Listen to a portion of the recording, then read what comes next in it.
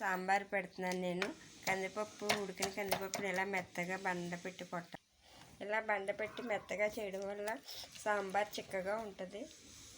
చూసారా కందిపప్పు ఉడికిపోయిన కందిపప్పుని ఎలా చేశాను.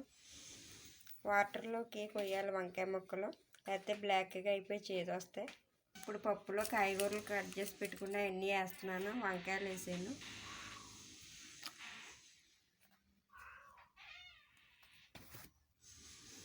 క్యారెట్ ముక్కలు వేసాను, ఆనపకాయ, ఉల్లిపాయలు, టమాటా, పచ్చిమిరపకాయలు, దొండకాయ ముక్కలు, బెండకాయ ముక్కలు కట్ చేసి పెట్టుకున్నవి కూడా సాంబార్లోకి పప్పులో అన్నీ కలిపి పెట్టాలి కదా, అందులో ఇవి కూడా వేస్తున్నాను.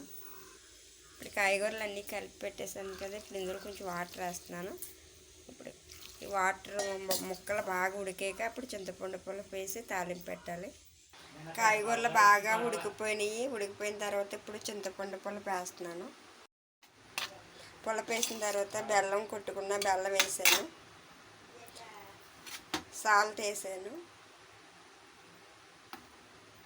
సాంబార్ మరుగుతుంది. సాంబార్ మరిగేలాగా నేను అప్పడాలు కూడా వేపుతున్నాను.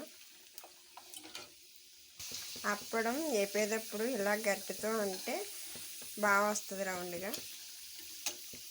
సాంబార్ తాలింపు కూడా రెడీ అయిపోయింది. వేపేసాను. జీలకర్ర, ఆవాలు, ఎండుమిరపకాయలు, కరివేపాకు, వెల్లుల్లిపాయలు బాగా ఎగిపోయింది. ఇప్పుడు సాంబార్లో వేసేస్తున్నాను. తాలింపు వేసాను. సాంబార్ రెడీ అయిపోయింది. సాంబార్ అప్పడాలు కూడా రెడీ అయిపోయినాయి.